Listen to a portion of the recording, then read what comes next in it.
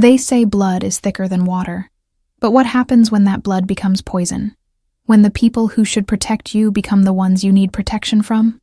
I never thought I'd be the kind of person to record my own family, to set a trap for my mother and brother, to watch them self-destruct on camera while 5 judges bore witness to every manipulative word. The truth is, I couldn't believe it had come to this. Couldn't believe that asking for basic respect and boundaries would lead to threats, blackmail, and my own mother's hand across my face. But here's the secret. Nobody tells you about family betrayal. It's never just one moment. Never just one shocking incident that pushes you over the edge. It's years of being humiliated, mocked, and treated like an ATM with no feelings, until one day you realize that what you thought was love was actually a carefully constructed system of exploitation. My brother was caught cheating on his wife with her best friend, and somehow, in the twisted logic of my family, his infidelity became my financial responsibility. What happened next exposed a web of lies, fraud, and abuse, so deep that it didn't just destroy relationships, it sent people to prison.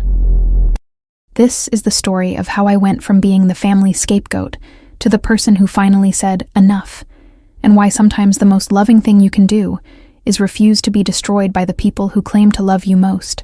I couldn't believe what I was hearing when my sister-in-law called me that Tuesday morning, her voice shaking so badly I thought something terrible had happened to one of the kids.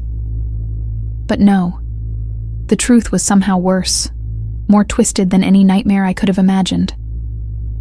My brother Jake had been caught cheating on his wife with her best friend, and the betrayal wasn't just destroying their marriage, it was about to implode our entire family. The infidelity had been going on for months, right under everyone's noses. And now that it was exposed, the fallout was spreading like wildfire through every relationship we'd built over decades. I knew, somewhere deep in my gut, that this shocking revelation was just the beginning of something much darker. The divorce proceedings started almost immediately, and suddenly everyone in the family had an opinion about who was right, who was wrong, and, most importantly, who should pay for Jake's mess. My mother kept saying, "Family drama like this needs to stay private." But there was nothing private about the humiliation my sister-in-law faced when photos of Jake and her former best friend surfaced at their country club. Backstab didn't even begin to cover what she was going through. And yet somehow, in the midst of all this chaos, the focus started shifting. Instead of holding Jake accountable for his actions, instead of demanding he face the consequences of his own vengeance-worthy behavior, my family began looking at me with this strange, expectant expression. I'd seen that look before. It was the look that said, "You've got money, so you've got responsibility." See, here's the thing about being the successful one in a family that never quite believed in you. The moment they need something, suddenly all that resentment transforms into entitlement.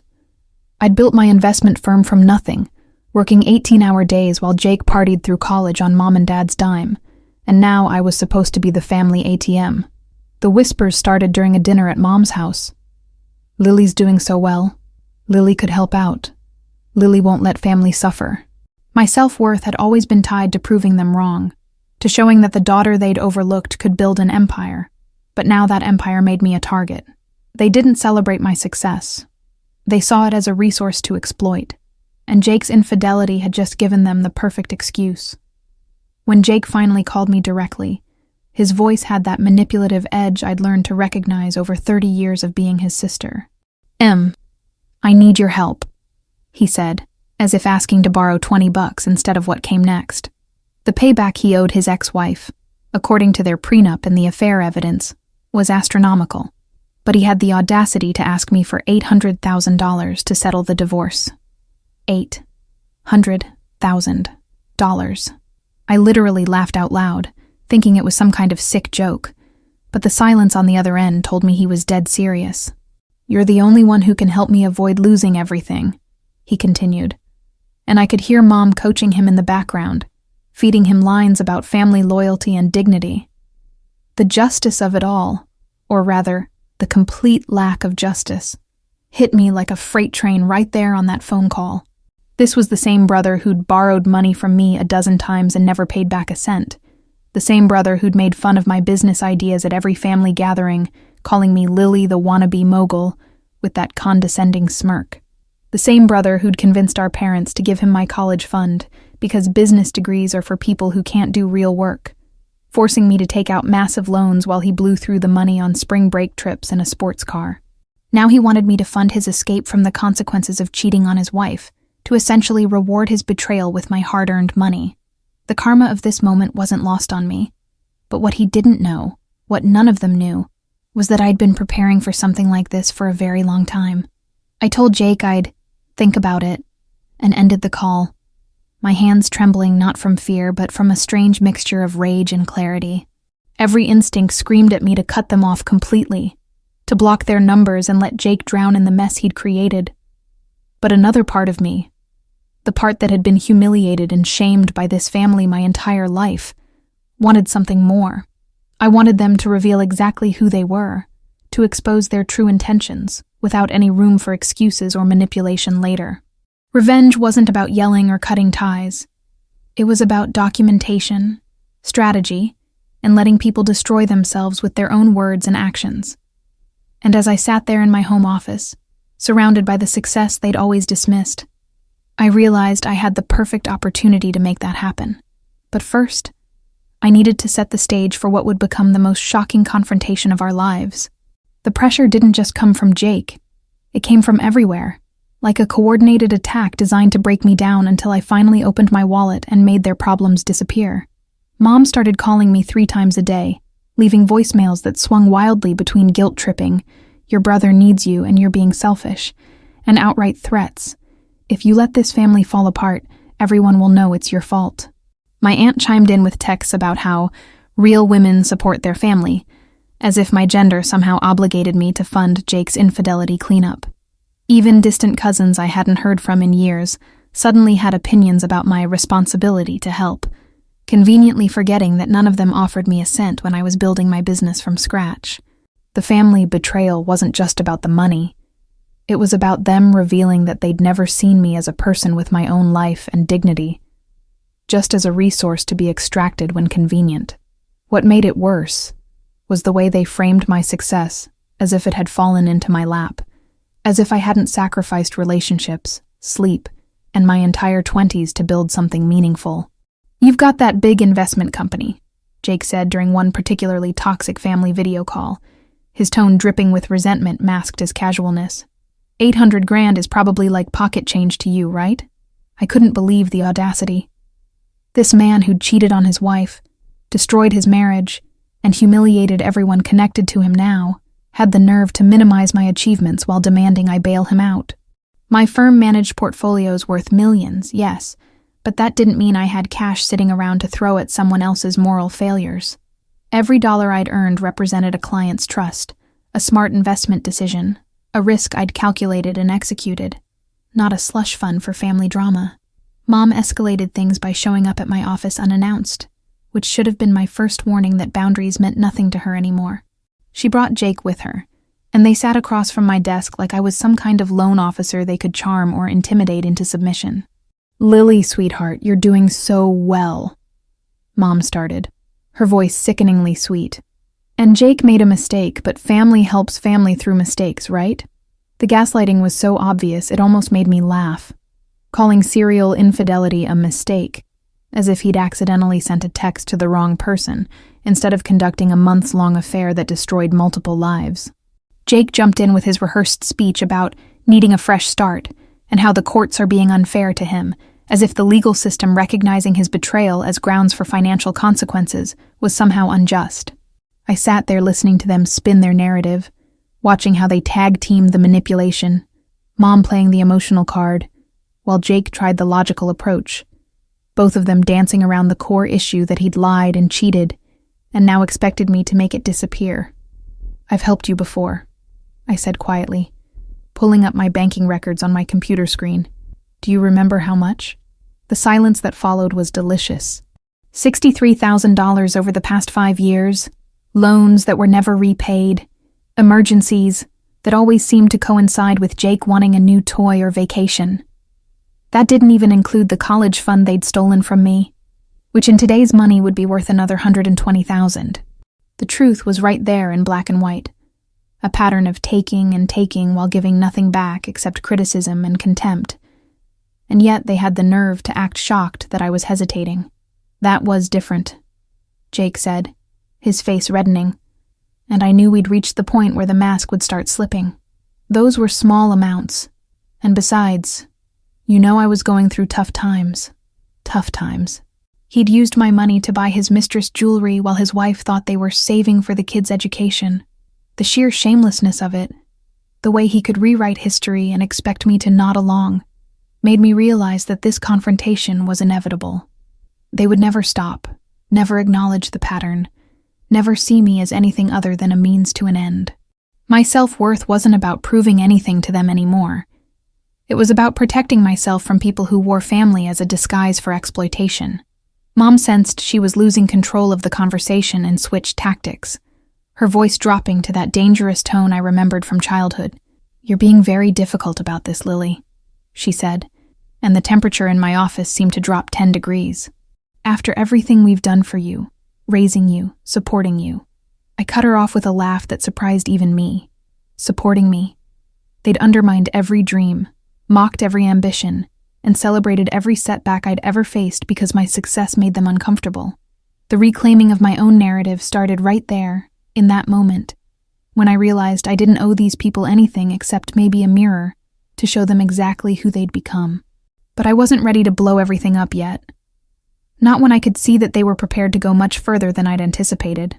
The way Jake's jaw clenched and Mom's eyes narrowed told me this wasn't just about money anymore. This was about control, about putting me back in my place, and they weren't going to leave until they'd tried every weapon in their arsenal. After that disaster of a meeting at my office, I knew they weren't going to stop. If anything, they were just getting started, and the next attack would be even more aggressive. I called my attorney David, a brilliant man who'd helped me navigate corporate sharks for years, and told him everything about the escalating family pressure. What he told me next literally changed the entire trajectory of what was about to happen. Jake's divorce case had been assigned to Judge Morrison, and 4 other judges were reviewing connected cases involving financial fraud that intersected with Jake's business dealings. "Lilly," David said carefully, "if your family is pressuring you for money to settle a case that might involve fraudulent financial statements, we need documentation. Real, undeniable evidence of coercion." That's when the idea hit me like lightning. So perfect and poetic that I almost couldn't believe I hadn't thought of it sooner. David explained that if we could prove Jake and Mom were attempting financial extortion, especially to cover up potential fraud, it wouldn't just be a family drama anymore. It would be a criminal matter that could influence multiple ongoing cases. "The judges need to see patterns of behavior," he said, his voice taking on that strategic tone I'd heard him use in boardrooms. "They need to understand who they're really dealing with." He suggested something that sounded insane at first. "Invite them to my house. Leave the door unlocked as if I'd stepped out. Set up cameras in every room, and let them reveal their true intentions without the performance they put on in public spaces." The shocking part?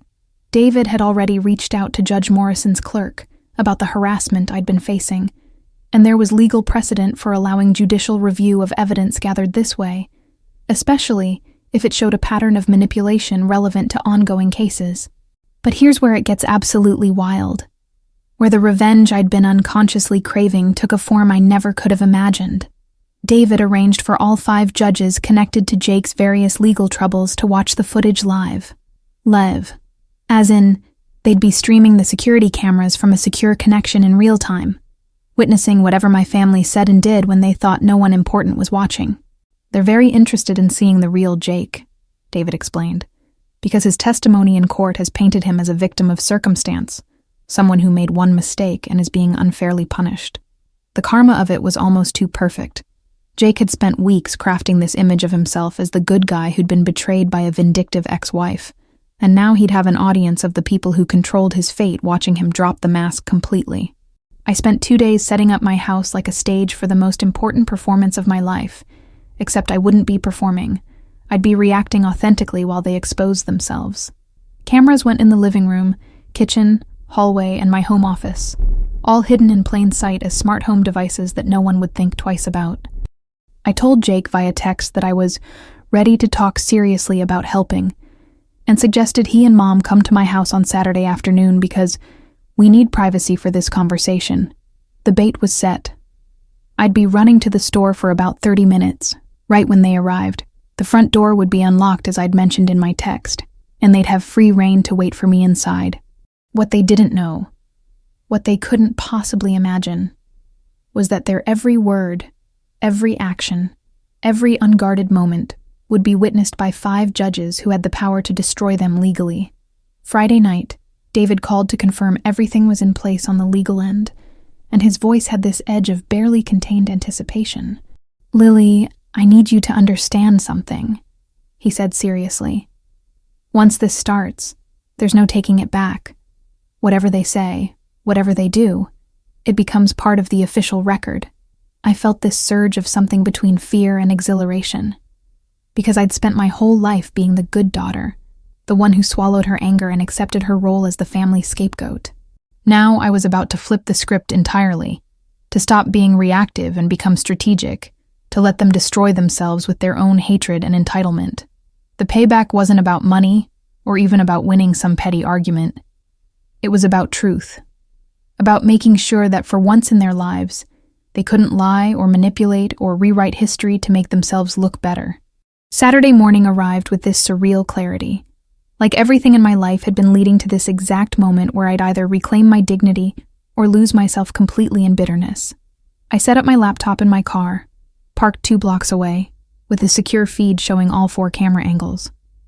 David had sent me the access link with instructions not to interfere no matter what happened unless there was immediate physical danger. My phone buzzed with a text from him. "All 5 judges are logged in and watching. Judge Morrison wants you to know that what we're about to witness will be evaluated with complete impartiality and in accordance with the law." My hands were shaking as I typed back a simple "understood," because the magnitude of what I'd set in motion was finally hitting me. In about 10 minutes, Jake and Mom would walk into my house thinking they were about to intimidate me into submission, completely unaware that they were walking into a trap that would expose every lie, every manipulation, every betrayal they'd committed, and the people with the power to deliver justice would be watching every single second. I watched through my laptop screen as Jake's car pulled into my driveway at exactly 2 o'clock, and the way he and Mom got out, confident, entitled, like they owned the place, made my stomach turn with a mixture of anger and vindication. They walked straight to my front door, tried the handle just like I'd told them to, and let themselves in without even a moment's hesitation, which told me everything about how little they respected my boundaries or privacy. "Lilly?" Mom called out, her voice echoing through my house. And when no one answered, I watched her exchange this look with Jake. A look that said, "Perfect, we have time." What happened next was so shocking, so brazenly disrespectful, that even though I'd anticipated bad behavior, I couldn't believe the depths they were willing to sink to when they thought no one was watching. Jake immediately started going through my mail on the kitchen counter, picking up bank statements and investment documents like he had every right to snoop through my private financial information. "She's doing even better than I thought," he said to Mom, holding up a quarterly statement from one of my accounts, and the envy in his voice was so thick I could practically taste it through the screen. Mom was opening my refrigerator, commenting on how much food she wastes, pouring herself a glass of my wine without asking, settling onto my couch like she was the queen surveying her kingdom. The casual invasion of it, the complete lack of respect for my space and possessions, reminded me exactly why I'd been the family scapegoat my entire life. Because I'd never fought back, never set real consequences, and they'd learned that my boundaries meant absolutely nothing. But what they said when they thought they were alone, that's when the real betrayal started pouring out. "She's going to say no at first," Jake told Mom, pacing my living room with his phone in hand, probably texting his lawyer or his mistress or whoever else was waiting for my money. "But you need to push the family angle hard. Remind her about Dad's funeral, about how we all supported her during her divorce. Make her feel guilty for even hesitating." The manipulation was so calculated, so rehearsed, that I realized this whole thing had been planned like a military operation designed to break down my defenses. Mom nodded, taking another sip of my wine, and said something that made my blood run cold. "And if guilt doesn't work, we'll remind her about that little secret from college. The one she doesn't want anyone to know about. My heart stopped. They were planning to blackmail me, to drag up something from my past that had nothing to do with Jake's infidelity, just to force my hand and humiliate me into compliance. The gaslighting continued as they rehearsed their attack strategy, with Mom coaching Jake on how to make her see reason by questioning my business decisions, my lifestyle, even my worth as a family member. "Tell her she's being selfish," Mom instructed, her face hard and cold in a way I'd never seen before. Or maybe I'd always seen it but refused to acknowledge. "Tell her that real family doesn't abandon each other over money, that she's putting dollars over her own brother's future." The irony was suffocating. They were literally pressuring me to give them $800,000 while accusing me of making everything about money, rewriting the narrative so thoroughly that even they seemed to believe their own lies. Jake practiced his lines. You know I'd do this for you in a heartbeat. Family helps family, and right now I need you to step up and show that you're really part of this family." The conditional love embedded in those words, the implication that my worth as a family member depended on my willingness to be exploited, was exactly the kind of emotional abuse I'd endured my entire life. Then Mom dropped the bomb I'd been half expecting, but hoping wouldn't come. "If she refuses, we'll have to get more aggressive. Maybe talk to some of her clients. Let them know about her past mistakes. Make her understand that cooperation is in everyone's best interest." It was a threat, plain and simple. A promise to destroy my professional reputation if I didn't fund Jake's escape from the consequences of his own cheating and lying. The sheer audacity of it, the willingness to burn my life down just to protect Jake from his own infidelity, told me that I'd made exactly the right decision in setting up this trap. These weren't people who loved me.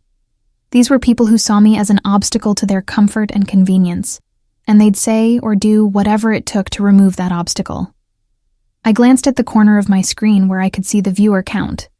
5 judges were watching this unfold in real time, witnessing the extortion, the planned character assassination, the complete absence of genuine family feeling. Just as I was processing the magnitude of what they'd revealed, I heard my own voicemail notification sound from my phone on the kitchen counter. I deliberately left it there, another piece of bait to see if they'd cross even more lines. Jake didn't hesitate. He picked it up, tried my passcode, which apparently he'd watched me enter at some point.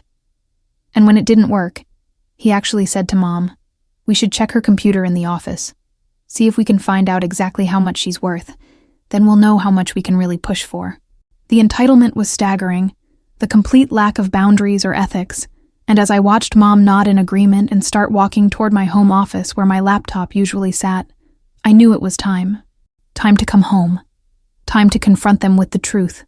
Time to let them discover that their backstabbing and skeeting and lies had finally caught up with them, and that the karma they'd been dodging their entire lives was about to arrive in the form of 5 judges who'd seen everything and were very, very interested in what would happen next. I walked through my front door 20 minutes later, my heart pounding so hard, I thought they'd hear it before they saw me, and the look on their faces when I appeared was priceless. Pure shock mixed with guilt, like children caught with their hands in the cookie jar. "Oh, Lilly, honey, we let ourselves in like you said," Mom stammered, trying to compose herself and shift back into the performance mode she'd dropped the moment she thought she was alone. Jake was standing suspiciously close to my home office door, and I noticed my phone was now face down on the counter instead of face up like I'd left it. Small details that confirmed everything I'd watched them do from my car. "We were just talking about how proud we are of you," Jake added with this fake smile that made my skin crawl, "and how family needs to stick together during tough times." The lies came so easily to them, so naturally, that I wondered how many times they'd done this before. Manipulated me, used me, and then pretended it was all done out of love. I didn't sit down, didn't offer them anything, just stood there in my own living room with my arms crossed, and let the silence stretch until it became uncomfortable.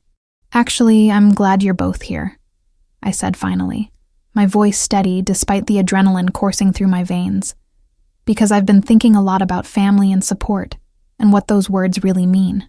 I walked over to my bookshelf and pulled out a folder I'd prepared, not the one with the camera evidence, not yet, but something almost as damning, a complete financial history of every dollar I'd ever given Jake. Mom's eyes narrowed. sensing danger, while Jake tried to maintain his casual demeanor. But I could see his jaw tightening. "Let's talk about family helping family," I continued, opening the folder and pulling out bank statements, canceled checks, Venmo receipts going back 7 years. Because I have receipts for every single time I've helped, and I'm curious if you remember what that help actually looked like. The first document I showed them was a wire transfer for $15,000 from 3 years ago. Car emergency, Jake had called it, claiming his transmission died and he needed immediate help. "Do you remember this?" I asked, watching his face carefully. He nodded, looking confused about where I was going with this. "Here's the funny thing," I continued, pulling out my phone and showing them a screenshot I'd found on his ex-wife's Facebook from that exact same week. Jake posing next to a brand new motorcycle, caption reading, "Treating myself." The truth was right there in full color. Proof that his emergency was actually a luxury purchase funded by my naivety and his lies. That wasn't the same. Jake started, but I cut him off by laying out more documents, each one a story of betrayal masked as need, of money taken under false pretenses, while I worked myself to exhaustion building something real. $23,000 for medical bills that turned out to be elective cosmetic procedures for his mistress. $12,000 for the kid's orthodontist that coincided exactly with a romantic vacation to Cancun he'd posted all over social media. $8,000 for property taxes on a house he'd already refinanced without telling anyone, pocketing the difference. The pattern was undeniable. A years-long con that I'd been too busy or too desperate for family connection to see clearly. "And let's not forget the big one," I said, my voice getting harder as I pulled out the final piece of evidence, documentation of my college fund that had been reallocated to Jake when I was 19. $147,000 that my grandparents had saved for my education, gone overnight because Mom convinced Dad that Jake needed it more for his business venture. A business that failed within 6 months because Jake spent the money on partying instead of planning. The humiliation of taking out massive student loans while my brother drove a luxury car with my inheritance had shaped my entire 20s, and they'd never once acknowledged the injustice of it. Mom's face had gone from confident to defensive, her mouth opening and closing as she searched for the right manipulation tactic to deploy. "That was different, Lilly. You don't understand the full context," she started, but I held up my hand. "No, Mom, you don't understand. The full context is that for my entire adult life, you've treated me like an ATM with no feelings, no needs, no value beyond what I could provide financially." I started laying out more papers. Text messages where Jake mocked my career choices, emails where Mom told relatives I was too focused on money to care about family, voicemails where they both complained about my success as if it were a personal insult to them. "This is what family support looks like in this family," I said, gesturing to the evidence spread across my coffee table. "I give and give and give, and you take and take and take, and then you humiliate me for having the audacity to succeed despite your constant undermining." The self-worth I'd been rebuilding for years was finally solid enough to withstand their inevitable counterattack, but what they didn't know yet was that I had something far more powerful than just hurt feelings and financial records. Jake's face had turned red, that dangerous color I recognized from childhood when he was about to lose his temper, and Mom would make excuses for his behavior. "You're twisting everything," he said, his voice rising. "You're making yourself out to be some kind of victim when the reality is you've always been selfish, always put yourself first." The gaslighting was so predictable it almost made me laugh. "And now," I interrupted, my voice cold and clear, "you want $800,000 to pay off your ex-wife because you couldn't keep your pants zipped, because you cheated and lied and destroyed your own family. And somehow in your mind, that's my responsibility to fix." The words hung in the air like a bomb about to explode, and I watched Mom and Jake exchange a look that told me they were about to escalate, to deploy whatever weapons they'd been holding in reserve, to push this confrontation past the point of no return. And that's exactly what I'd been waiting for, because the vengeance I'd planned wasn't just about exposing their financial exploitation. It was about documenting the emotional and psychological abuse they were about to unleash when they realized money and guilt weren't going to work this time. The atmosphere in my living room shifted in an instant, like a storm cloud finally bursting after hours of pressure building, and I could see Mom's entire demeanor change from defensive to outright hostile. "You ungrateful little bitch," she hissed. And I actually took a step back because I'd never heard that tone from her before. Or maybe I had, but always directed at other people, never at me with such naked hatred. "After everything we sacrificed for you, after raising you and feeding you and putting a roof over your head, this is how you repay us?" The twisted logic was stunning.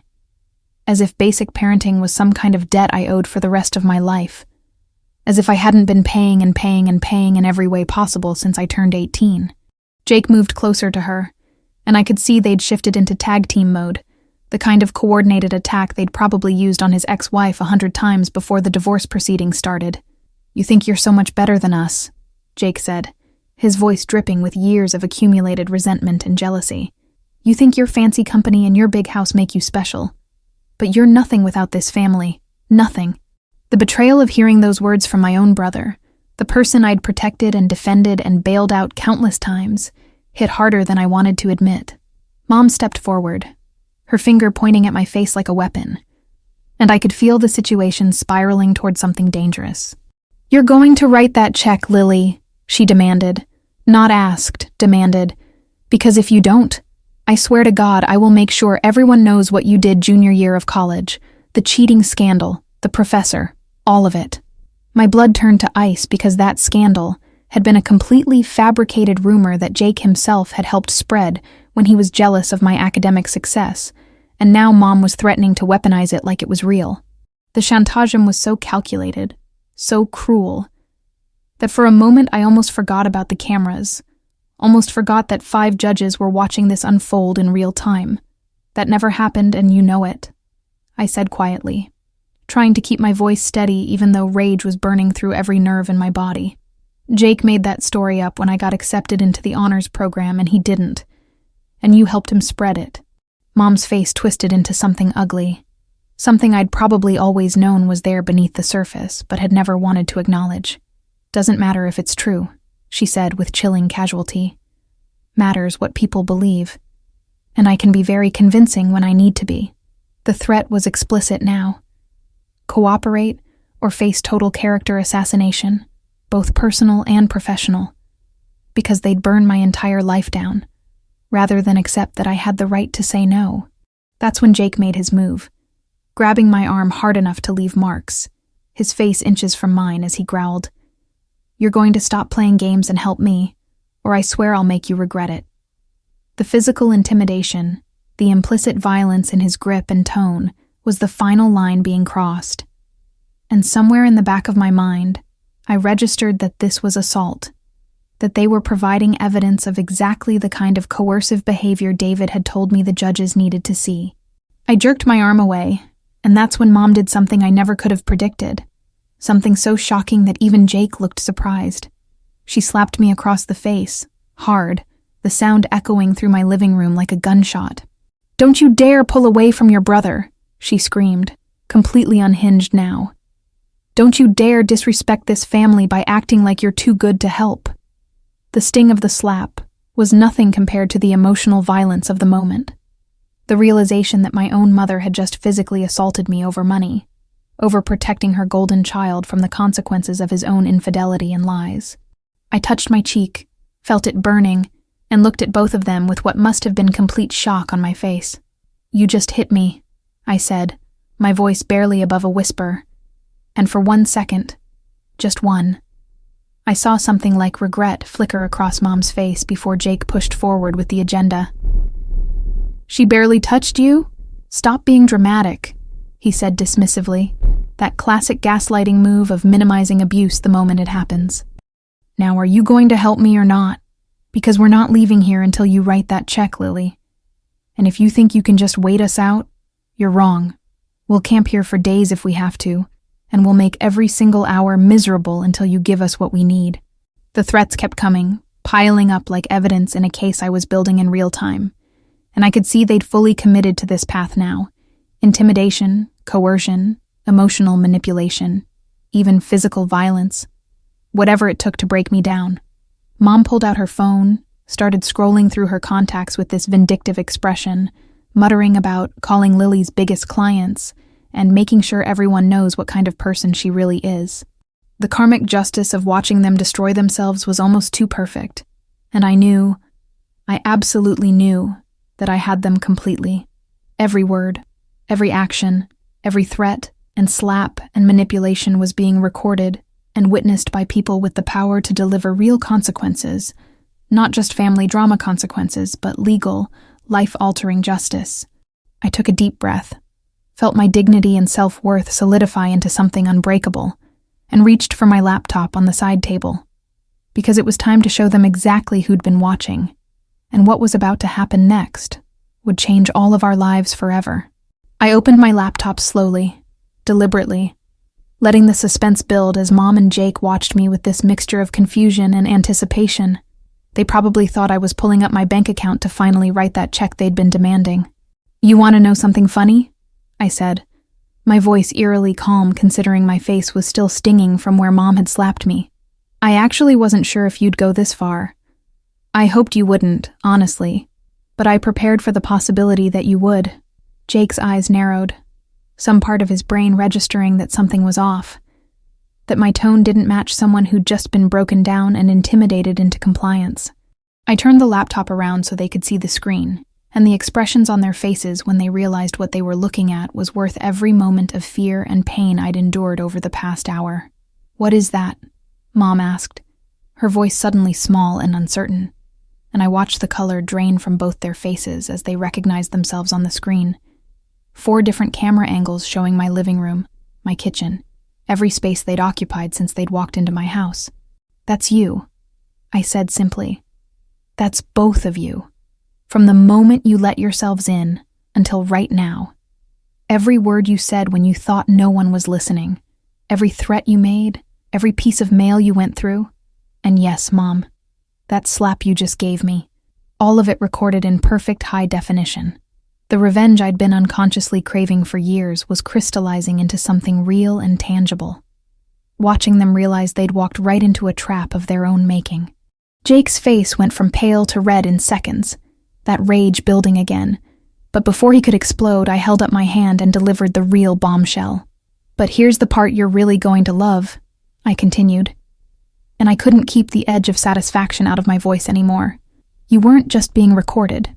You were being watched, live, by 5 judges who are currently overseeing various aspects of your legal troubles, Jake." The shocked silence that followed was absolutely deafening, and I watched the truth slam into them like a physical force. "Judge Morrison, who's handling your divorce case. Judge Chen, who's reviewing the financial disclosures you submitted. Judge Williams from the custody hearing.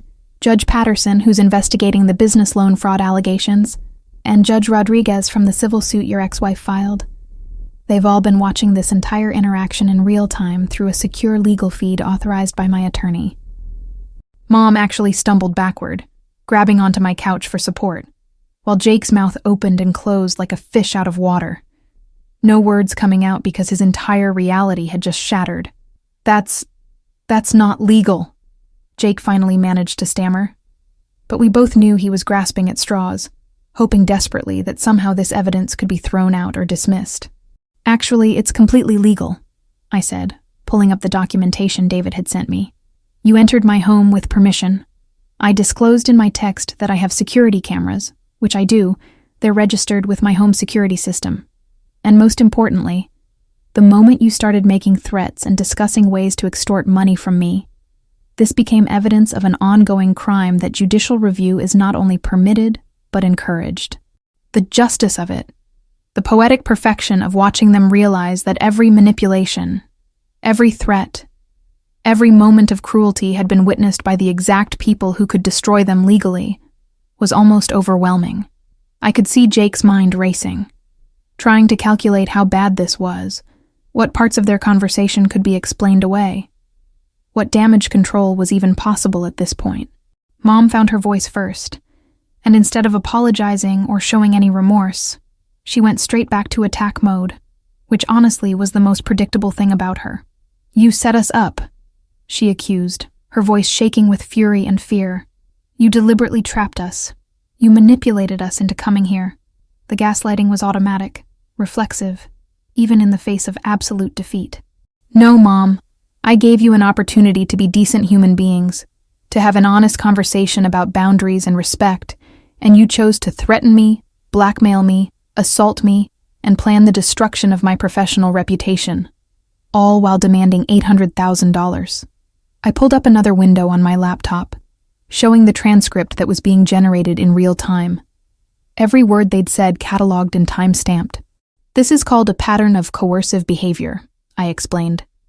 And when combined with the financial records I showed you earlier, it paints a very clear picture of familial exploitation and attempted extortion. Jake's phone started buzzing in his pocket. Once, twice, 3 times in rapid succession.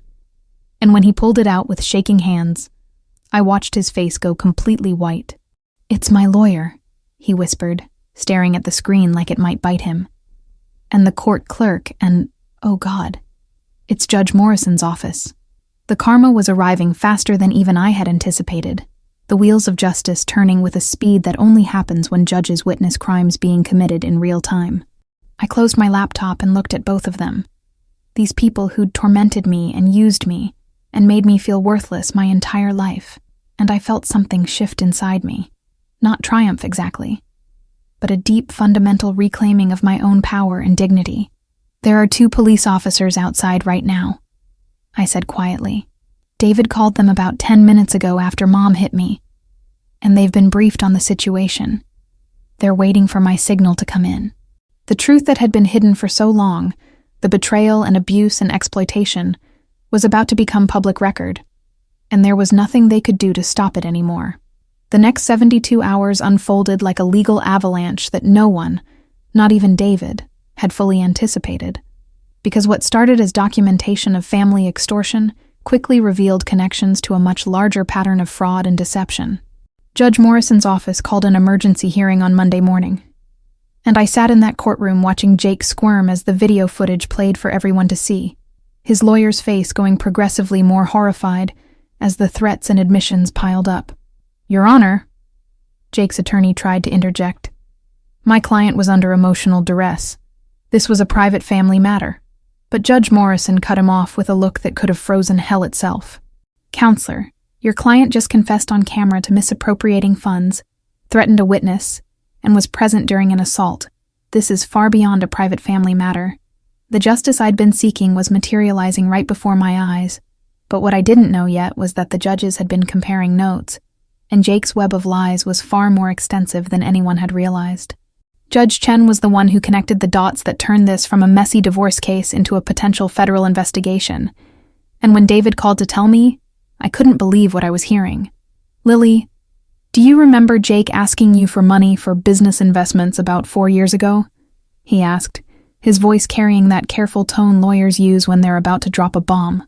I did remember. $35,000 for what he claimed was a guaranteed return real estate venture that I never heard about again. Well, Judge Chen was reviewing financial statements Jake submitted to the court, showing his assets and income sources, and there are some serious discrepancies. Loans he claimed were legitimate business investments, tax documents that don't match bank records. And here's the big one. He used your college fund theft to secure a business loan by claiming it was his own capital, then defaulted and blamed the creditor. The betrayal just kept getting deeper, layer after layer of lies and fraud that had been hidden behind the facade of family loyalty. By Wednesday, the case had expanded beyond family court entirely. The FBI's Financial Crimes Division got involved because Jake's fraudulent loan applications crossed state lines and involved federally insured banks. I sat in another meeting with David and 2 federal agents who wanted to know everything about Jake's financial history. Every time he'd asked me for money, every suspicious business deal he'd mentioned. "Ms. Lilly, we believe your brother has been running a sophisticated fraud scheme for at least 6 years, Agent Martinez explained, showing me documents that made my head spin. Fake invoices, shell companies, forged signatures on loan applications. He's been using family connections and personal relationships to establish credibility, then leveraging that into fraudulent business deals. The shocking part was how many people he'd victimized. Not just me and his ex-wife, but former business partners, extended family members, even our elderly aunt who'd invested her retirement savings in one of Jake's fake ventures. Mom got swept up in the investigation too, because the evidence showed she'd been actively helping Jake hide assets and intimidate witnesses, including threatening Jake's ex-wife's friends to keep them from testifying about the affair. "Your mother has been acting as an enforcer," Agent Rodriguez told me during one particularly brutal debriefing, "using family obligations and emotional manipulation to silence people who might expose your brother's activities."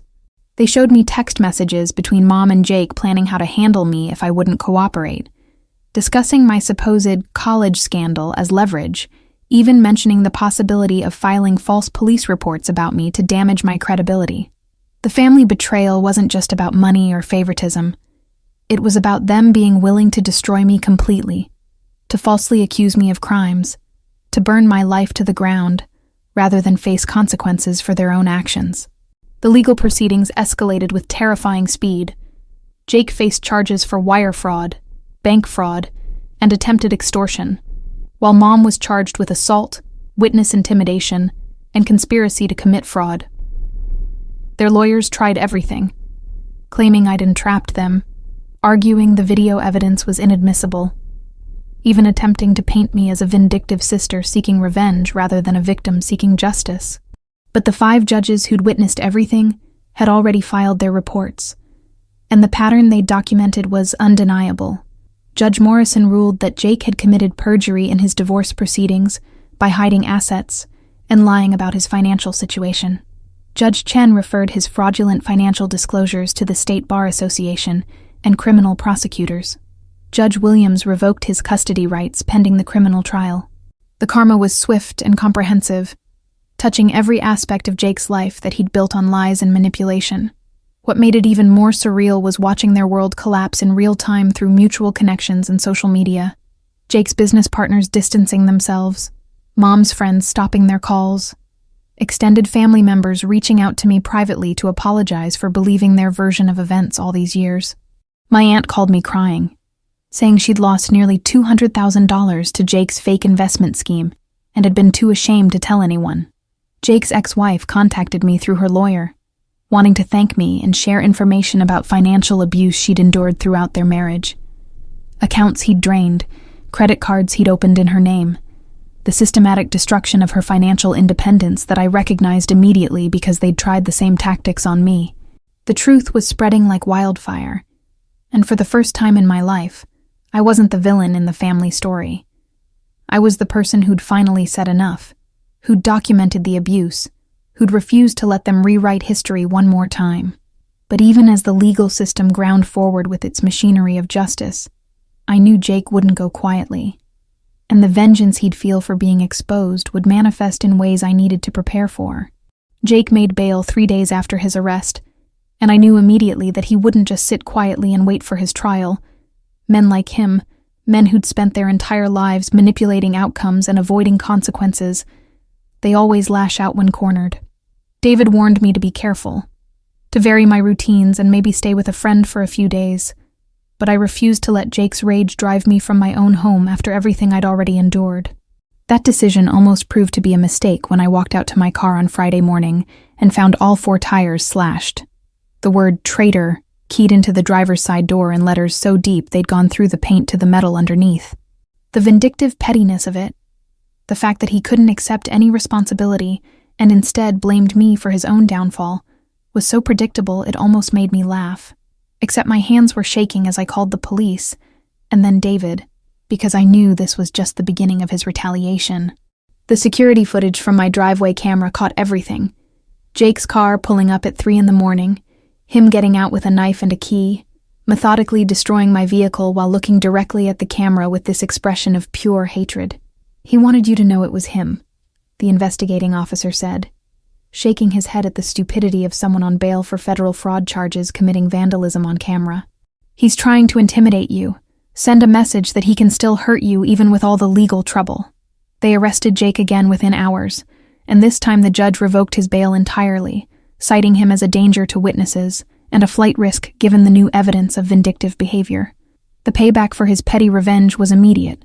He'd be sitting in jail until trial now, which his lawyer estimated was still 8 to 10 months away. But even knowing he was locked up didn't ease the knot of anxiety in my stomach, because Mom was still out there, still free, and her capacity for manipulation and destruction was arguably even greater than Jake's. What I didn't expect, what genuinely shocked me in the best possible way, was the call I got that same afternoon from Jake's ex-wife, asking if we could meet for coffee. Her name was Rachel, and when I saw her sitting in the corner booth of the cafe looking nervous and exhausted, I felt this immediate connection, this recognition of someone who'd survived the same family that had nearly destroyed me. "I don't even know where to start," she said after we ordered, her hands wrapped around her coffee cup like she needed the warmth.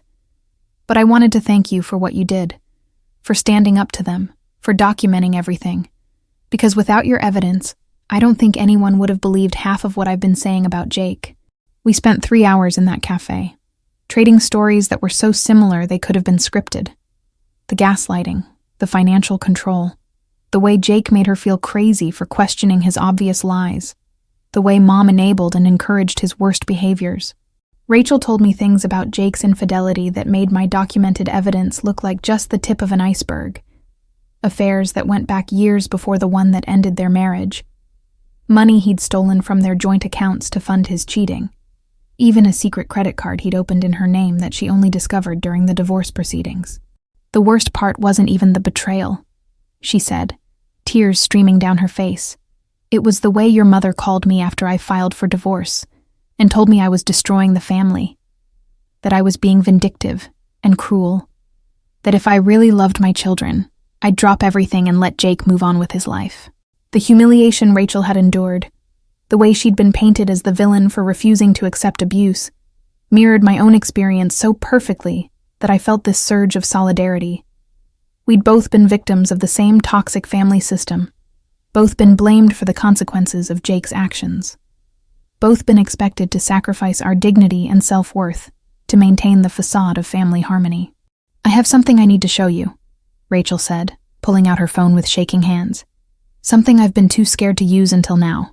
But with everything that's happening," she showed me text messages between Jake and Mom from 2 years ago, planning how to hide assets before the divorce, discussing ways to make Rachel look unstable in court, even debating whether they should claim she was an unfit mother to gain leverage in custody negotiations. The messages were damning, clear evidence of conspiracy and witness tampering that could add years to their sentences. "I'll testify," Rachel said firmly. "I'll share everything I have with the prosecutors, because you showed me that we don't have to be afraid of them anymore. They're the ones who should be afraid of the truth." We exchanged numbers and made plans to coordinate with our lawyers, and as I left that cafe, I realized something profound. Revenge wasn't about destroying them. It was about building something better with the people they'd tried to break. Over the next few weeks, Rachel and I became genuine friends. Not just allies in a legal battle, but 2 women who understood each other's trauma and healing journey in ways no one else could. She introduced me to a support group for people who'd experienced financial abuse from family members, and hearing their stories made me realize how common this pattern was. How many people were suffering in silence because they'd been taught that family loyalty meant accepting exploitation. The karma of it all was that Jake and Mom's worst actions, their betrayal, their cruelty, their absolute certainty that they could abuse people without consequences, had created a network of survivors who were now supporting each other and refusing to be victims anymore. Rachel started helping me document everything for the trial, providing context and corroboration for patterns I'd noticed, but couldn't fully prove on my own. And in those quiet moments between legal meetings and evidence reviews, we'd talk about our dreams for the future, about the lives we wanted to build that had nothing to do with the people who'd tried to destroy us, and I felt something I hadn't felt in years. Genuine hope that justice wasn't just a legal concept, but a real possibility that we were creating together. The trial lasted 6 weeks, and sitting in that courtroom day after day, watching Jake and Mom try to maintain their innocence, while mountains of evidence piled up against them, was both exhausting and cathartic. Their lawyers threw everything at the wall. Character witnesses who swore Jake was a good family man, experts who tried to explain away the fraudulent documents as bookkeeping errors, even a psychiatrist who testified that Mom's assault on me was an isolated incident born of maternal concern. But the prosecution had the video footage, the financial records, Rachel's testimony, my aunt's heartbreaking account of losing her retirement savings, and statements from 4 other victims who'd come forward once they realized they weren't alone. The jury deliberated for less than 8 hours before returning guilty verdicts on nearly every charge: wire fraud, bank fraud, conspiracy, assault, witness intimidation. The list went on and on. I watched Jake's face as the verdicts were read, searching for some sign of remorse or understanding. But all I saw was rage and disbelief that his manipulations had finally failed. The sentencing hearing 2 months later brought a sense of justice I'd never quite believed was possible, even after everything we'd been through. Judge Morrison handed down Jake's sentence first. 12 years in federal prison for the fraud charges, with additional consecutive sentences for the extortion attempt and bail violation, bringing his total to 15 years.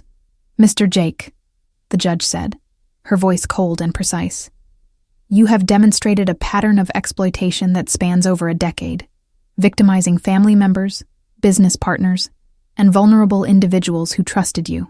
Your complete lack of remorse and your continued attempts to manipulate these proceedings even from jail show that you pose a significant danger to society. Mom got 7 years for her role in the conspiracy, plus additional time for assault and witness tampering." I watched her crumble in her seat as the sentence was read, finally understanding that tears and manipulation wouldn't work on a system that had seen through her completely. The payback wasn't just about prison time, it was about public acknowledgement that their behavior was criminal, not just complicated family dynamics like they'd always claimed, but the justice extended beyond the courtroom in ways that reshaped my entire understanding of what healing could look like.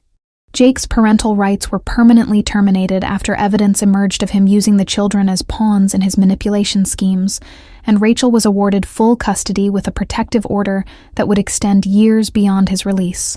My aunt received a partial restitution judgment that would be paid from the liquidation of Jake's remaining assets.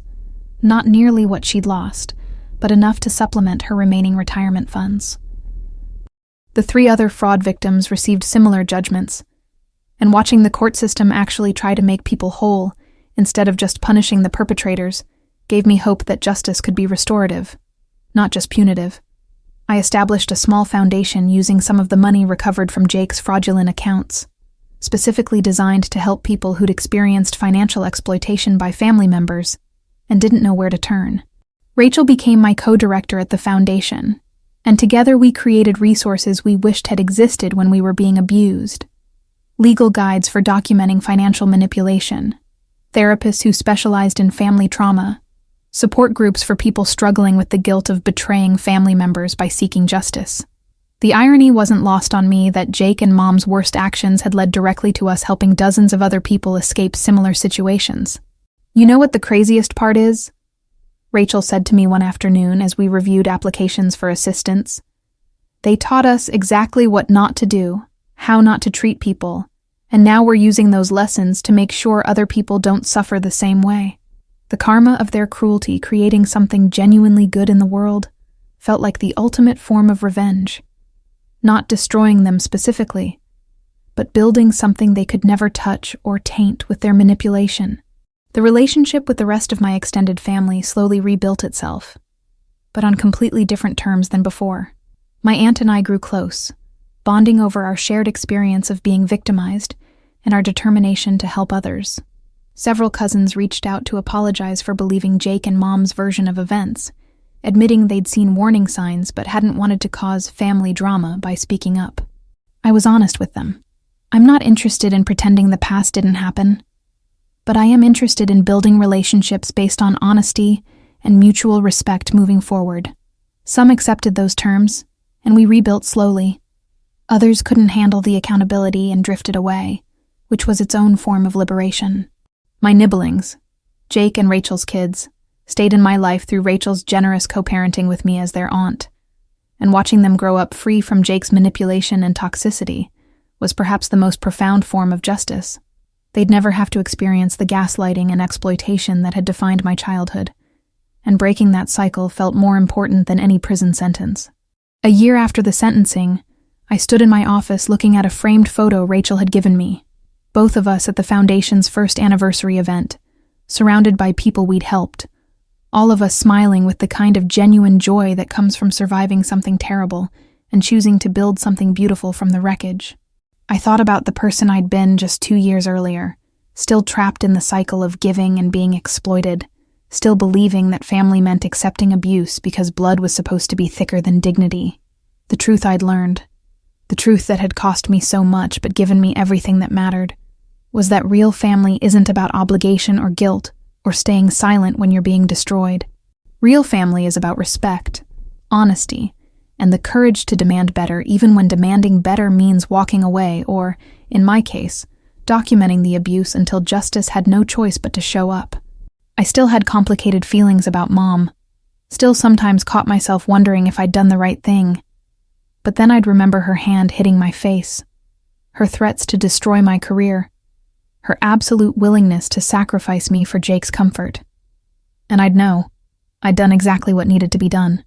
The reclaiming of my life, my dignity, and my self-worth wasn't just about exposing their betrayal. It was about learning that love should never require you to destroy yourself, and that sometimes the most powerful thing you can do is refuse to be anyone's victim ever again. So here's what I need to know from you. Have you ever been in a situation where family expected you to sacrifice everything? Your money, your dignity, your peace, just to keep up the appearance of family unity? Have you ever felt like the only way to protect yourself was to document the abuse, to gather evidence, to prepare for the inevitable moment when standing up for yourself would be labeled as betrayal? I want to hear your story in the comments below, because I know I'm not alone in this, and neither are you. What would you have done differently in my situation? Would you have confronted them without the cameras? Or do you think documentation was the only way to make people believe the truth? And here's the question that keeps me up at night. At what point does seeking justice cross the line into seeking revenge? Or are they actually the same thing when you've been systematically abused for years? Drop your thoughts, your experiences, your own family drama stories down below. Because talking about, sharing our truths, is how we break the cycle of staying silent while being exploited. If this story resonated with you, if it made you think about your own boundaries and relationships, then you need to subscribe to this channel and hit that notification bell right now. We're diving deep into stories about betrayal, justice, family dynamics, and the complicated truth about standing up for yourself when everyone around you calls it betrayal. These aren't your typical surface-level takes. These are real, raw explorations of what happens when you refuse to be a victim anymore. And trust me, you don't want to miss what's coming next. Subscribe now, activate those notifications, and let's continue this conversation about reclaiming our dignity, exposing manipulation, and understanding that sometimes the most radical act of love is refusing to be destroyed by people who claim to love you.